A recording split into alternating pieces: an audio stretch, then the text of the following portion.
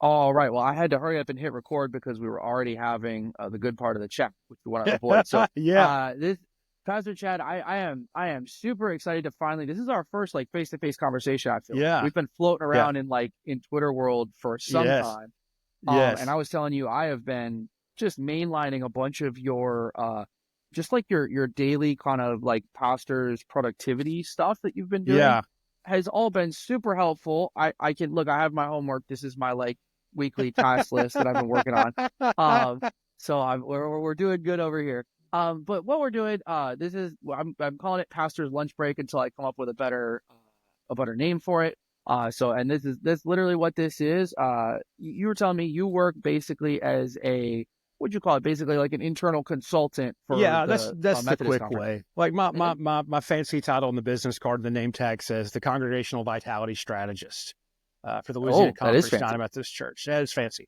It doesn't make sense. I pretty much just tell people I'm an advocate for your local church, and I serve over 260 churches in the Louisiana Conference United Methodist Church. I do all sorts of stuff with them. And we'll just continue getting as we keep talking to Chad and Broxton and whoever else ever on here. We'll just keep getting the deep lore of all what you guys are up to and stuff, which will be fun. I want to keep this really short because this is literally our. I don't know about you. I think your Central Time. This is literally my lunch break. As soon Yeah, as I hang up, I'm gonna go across the street to Publix and get that $5 Wednesday sushi. So we gotta yes. we gotta keep this I'm gonna tight. slam some old brisket I've got reheating right now. So Nice. Yeah, well, you're beating me for the lunch call. That's nice. So here's a couple of things. Number one, so what's been going on? You were talking just previously about some stuff you were doing with old sermons, which I might get into, but yeah, just number before we get to all that, like ministry wise, what's on your desk right now? What's frustrating you? What are you thinking about? What are you kind of working on? yeah. This week. So, what I'm thinking about consistently right now is, in my job, I pull the short stick and I'm the one who gets to have tough conversations with Oh, people nice. a lot of times. With churches, like having to make big decisions, that sort of thing. Yep. And, what I've been specifically thinking through in my work is, you know, how can I use what it's like to develop a framework to help people realize, oh, there's a tough conversation we have to have. And there's some interesting things going on with why we're having to have a tough conversation. But what would a short framework be for people to work through to realize, oh, okay, we can actually talk about this. We don't have to be scared about this. And we can self-assess ourselves in an objective way. And then I get to interject other tools and stuff I've developed, workshops, some systems, some pathways, those sorts of things. Those are already developed because the toughest thing is to get somebody to the point to where we can do the work and they realize the work will actually help rather than, in ministry, we might have all experienced some situation where, some outside person comes in and tells you what to do. And you're like, oh, well, then there'll be a new person in a year and they'll say 90% of the same thing and we'll still be where we are in a year. Like that bugs me. I've experienced that in my own life. I spent 15 years as a pastor. I want to get through that and help people realize there's a lot of easy, tangible ways to actually see, to find congregational stability and vitality through that. So that's been my week so far. Is just thinking through Yeah, that.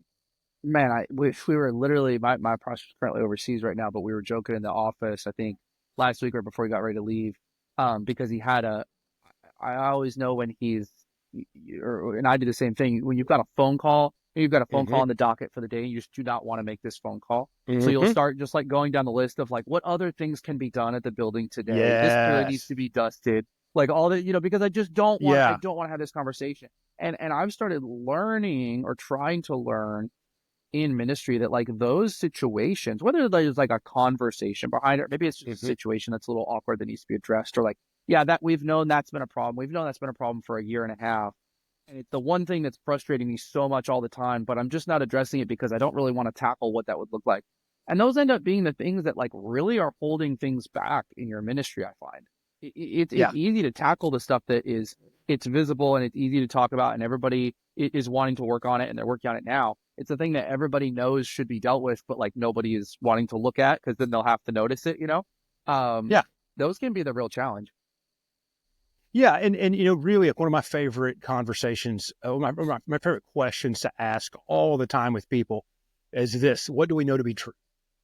Because even if something's difficult, when you get clarity of the realities of the difficulty in front of you, that allows you to talk about it objectively.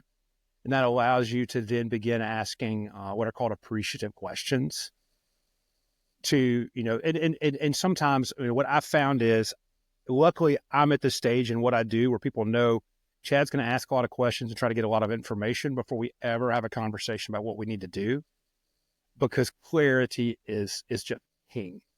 Mm.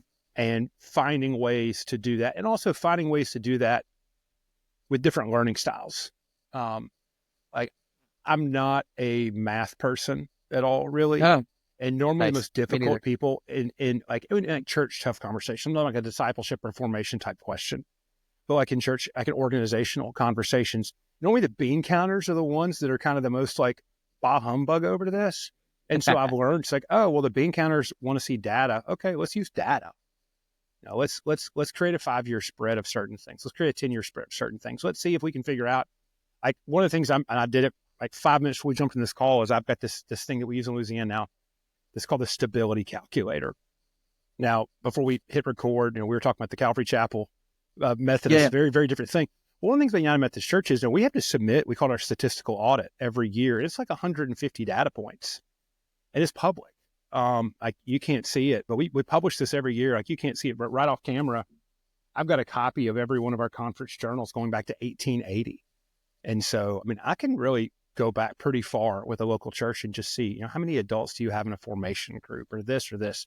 Like, one of the things that we figured out was, it was just kind of boring research and building out spreadsheets, and then realizing, okay, we almost can predict a congregation's decline in 2020 because of COVID based off of how many adults they had in any sort of discipleship formation group in 2019.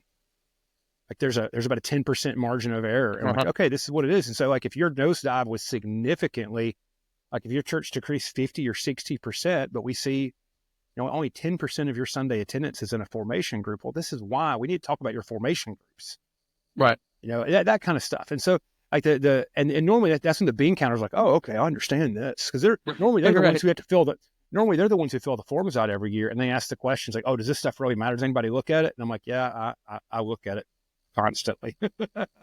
Right. Yeah. And so that's just, how do we find ways to have that difficult conversation with somebody? And then when it's a formation issue or personality issue, a lot of times that's when, like, really contextual developed discipleship pathways are helpful, because it shows, like, hey, this is what we're expecting. This is how we understand growth. This is how we understand, I mean, I'm going to use a Wesleyan word here, but this is how we understand sanctification, working out in your own life, your own growth of holiness closer to the mind of Christ. My wife is an HR person in the corporate world, and she always says, you manage the policies over persons. And it sounds silly to say that, but in a lot of ways, an attentional discipleship system, and it's a policy of expectation. And so, especially if it's a gnarly conversation with like a known leader, it's like, hey, this is what it means to be a disciple, and what we're seeing here is like, this is just not happening. How can I help you? Well, I like that what you're talking about too is that it's a combination. I think I can't even remember. I think one of our old newsletters for New Printing Press, I think we talked about how important it is when you're trying new stuff in the church. So you've got a combination of like the bean counters or whatever you want to call them, the Mm-hmm. technical, right? If Mm-hmm. you're in a founder context, you've got your technical founder and the other Yeah. guy, right? Yeah. The other guy is the visionary, the Yeah. excited guy, typically in a church ministry context or in a church tech kind of thing. He's the visionary guy, the guy with the heart for this thing. But you've got your technical guy who's like, yeah, but it's got to work, And Yes. and Yes. if you neglect, unfortunately, if you neglect either of those, you really miss a lot of like what you Mm-hmm. can do or what you should Yeah. be doing, Yeah. because you've got this one person who's only thinking like, well, we've made it work. Yeah. Is it good that it's working? I don't know, Yeah. but it's working, right? Yeah. And then this other Yeah. person who's only thinking about like blue sky. Um, you miss out a lot on that, and Yeah. the cooperation I think is important. Like, I spent the last like 2 months trying to repair a book that I dropped in my pool this summer while I was reading it, and I ultimately realized I can't repair it. I had to order a new one, but it's called How to Measure Anything. And there's so much things that we think have to be entirely subjective and can't be measured, when reality, we just have to go back a couple of steps normally And then we typically will then get to the point to where what we might, especially in the church, see as ethereal or very subjective. Like, oh no, we can measure the impact of prayer. Does the church have prayer initiatives? Do we have a thing to teach people how to pray? Do we talk about personal prayer in our formation stuff? How do we pray as a congregation on Sunday morning? How do our small groups pray? Do we teach our leaders to lead prayer? Do we have I mean, I'm kind of old school. I come from a revival tradition. Like, do we have a place for people to submit prayer requests and for us to respond back to those prayer requests? Right. And so, I mean, it sounds silly to say you could put a bunch of metrics behind prayer, but like you can't. You just have to, step back and think about that. And you have to cover the waters because everybody's really different. You talk about the two-founder idea. There's an assessment that's called the DISC test. You ever heard of it before? I have, yeah. Yeah. So like there's a couple of things in DISC, like a high I, which I have a high I. It's a very entrepreneurial, type of part of the assessment. Somebody with really high I is going to think, oh, if I can paint a good enough of a picture, everybody's going to get behind me on this. Or like in strength finders are probably leading with influencing strengths. But then in the DISC, you have your S's. And then in the strength finders, you have your people who executing strengths. Like they're going to want to know questions about, the validity and the slow over time, consistent growth and stuff. And as leaders, we've got to think through that. And we've also got to be aware of where we are, because if we're not very even keeled, and I'm not a very even keeled person, I skew really heavy to kind of one area. We have to make sure that, our leaders around us, we're doing things in a way they can understand, that our church also can do things in a way that we understand. And it just helps us keep just a bigger, more 360 picture of what's standing Right. in front of us. Awesome. All right. So now, if you guys have been listening, if this is your first time listening to Pastor Shad, first of all, what are you doing? Because he's been doing some really incredible, just like breakdowns and user journey stuff for Pulpit and like ways to use it that you're missing out. So go get that on YouTube. But you can probably already tell that he's got that like analytical kind of building a workflow, break it down mind. So therefore, we go to our second question, which is, so have you been using Pulpit AI in some of the stuff that you're doing? Because I think you're, like you said, you're in this interesting context where you're kind of building stuff for many churches. Yeah. So what have you been doing lately that's really got you excited, or you're cooking on something you're happy with? So a couple of things I've been doing that's been with the tool that have been really interesting. So one of them is I have a handful of workshops I teach all the time. Mm-hmm. And especially if it's more teaching oriented and not participation oriented. I mean, I've got one of them on my desk right here in front of me because it just lives in my pocket. But I run a Rode wireless Go-To with me all the time, and it's just an audio recorder. It has two things. You can hook up to a camera and get solid audio, but just the transmitter is also a hard disk recorder. So if I'm teaching anything anywhere, the first thing I do is I fire that on, I put that on my shirt, and I get the whole audio file for whatever I do. Nice. And and so I upload everything. I mean, everything gets uploaded into the tool just to see things. But what I've been doing lately is, like, I'm about to do it this coming Saturday, teach a workshop on evangelism for like the 6th time. And I've recorded every single one of them. And I have the files separated out. I've got them. I've dropped them in Notion so I know like where each one is. Every time I do it, I upload it into the tool. I start asking the AI chat questions like, hey, how could this have been clearer? Where did I repeat things? What suggestions might you have? That sort of stuff. And I go and I do it in different iteration of my script for the next time, just to be aware of it. So anytime you're doing anything like multiple times, it's a super helpful tool for that. Something I've also used it before is if I'm giving something for the first time I've never done before, I know it's really, really important and critical, I record myself running through. I do my script a few times, make sure that level of editing. Then I record myself and I dump it in there again and start asking it clarifying questions. I've done this back when I was preaching weekly, which is only 4 months ago. I was doing this a lot of times to understand application points. That's a place I struggle in my preaching. I don't kind of natively go to application. So I would go in and mess with the tool and understand that kind of stuff. And so it's a fantastic editor to communicate even better. So that's one thing. I'm really curious to see, after the 6th iteration of this one workshop, I'm really curious to see what it fires back. How useful have you found that to be, like when you're asking it to refine because so it's less about like, hey, I would imagine it's a little bit less on content. Like you're not asking it to generate so No, much a piece of no. content for you. You're saying this is this thing that I've got, but I need you to refine my delivery or my Yeah. mechanics of how I'm presenting the information. How Yeah. That's a pretty fine grained question. Like Yeah. how useful are you finding the answer? It's useful, and I think that you have, just like with any AI tool, if you're gonna, as my friend Donnie says, I'm gonna let the robots do their work. The better you're able to prompt it, the better it's going to do. So for me lately, what it's been is, what did I repeat too much?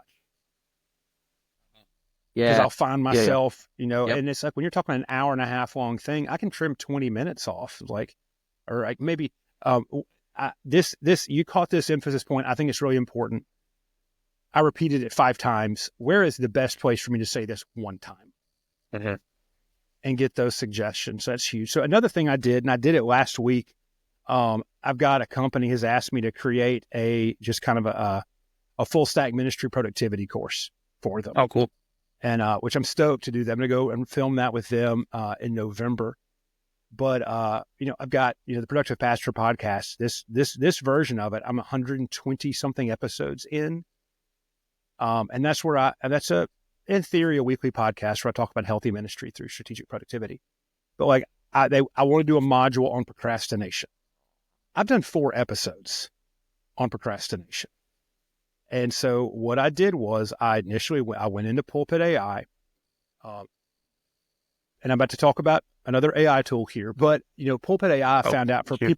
people in ministry, um, Pulpit AI's understanding of theological terms and the fact that it was trained on the spoken word, it just generates a significantly better transcript than anybody else does. We actually ran portions of our annual business meeting through Pulpit AI to generate the transcripts to make the public notes off of. So it's just Nice. phenomenal. So I went in and I put all 4 episodes of the podcast into Pulpit AI. I did their things. I went in and played around, ran the robots, that kind of stuff. Then I got the transcripts, dropped all 4 transcripts of those episodes into Chat GPT, and then just said, okay, I want to create one 15-minute module Right. based on all 4 of these episode transcripts. Give me 3 suggested outlines. And like it took what probably would have been about 5 hours of work. And I was able to do it in Right. 30, 45 minutes. And so that's the thing is like, Pulpit AI on its own, go get it. I mean, it's just stellar. But especially if you're doing long form content, um, you can use other tools and, let Pulpit AI. I wish that there was already the module. Hey, let me connect these 4 files in Pulpit AI and then pull all of them into the AI engine. What I've also done before is I've also uploaded, like I've dropped a whole sermon series in Final Cut Pro before and Also, just exported. stitch them as one file to Yeah, kind of yeah. trick I it. just Yeah, yeah, stitched them yeah. together as one file and then Right. drop that in the tool. That worked really, really, really well. I mentioned earlier, I dropped a 10-year-old sermon in there because I was writing something. I was like, okay, I know I talked about that in this sermon. Let me drop this file in there and then ask it specific questions to pull out like the 3 bits of information that I knew were valuable in this.